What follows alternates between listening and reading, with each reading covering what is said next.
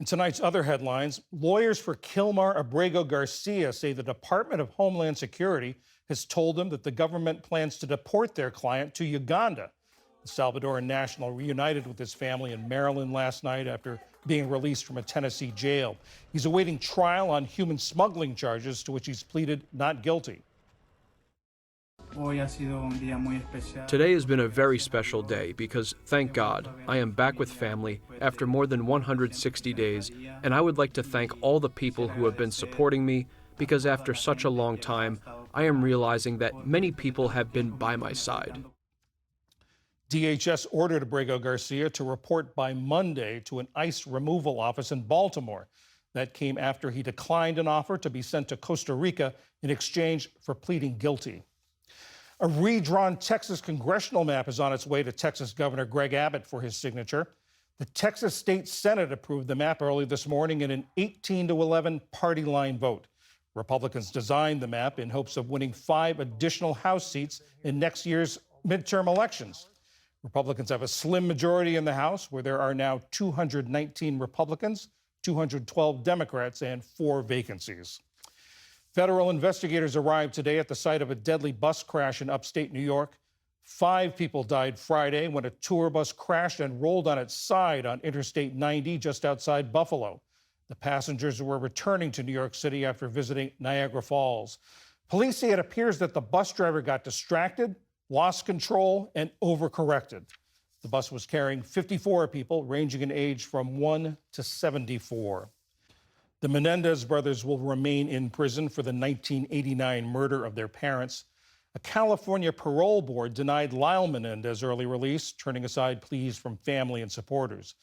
The decision came one day after his younger brother Eric was also denied parole. They became eligible for early release in May when a judge reduced their sentences from life without parole to 50 years. Each will be eligible for parole again in coming years. President Trump supporters say he's been cleared of any suspicion by the transcript and recording of Ghislaine Maxwell's interview with the Deputy Attorney General. The woman who was Jeffrey Epstein's girlfriend characterized the president, a one-time friend of Epstein's, as a gentleman and said she never saw him engage in any kind of sexual misconduct. President Trump was always very cordial and very kind to me, and I just want to say that I admire his extraordinary achievement in becoming the president now, and I like him, and I've always liked him.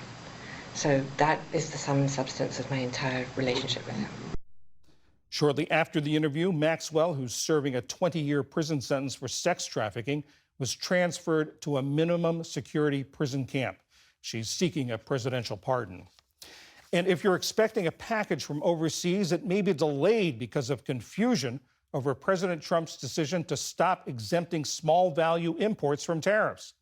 European postal services like UK's Royal Mail and DHL are suspending shipments until they get more information and clarity about the rule.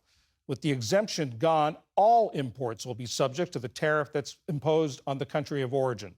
U.S. Customs and Border Patrol says that last year, more than 1 million packages with goods worth $65 billion were sent under the exemption.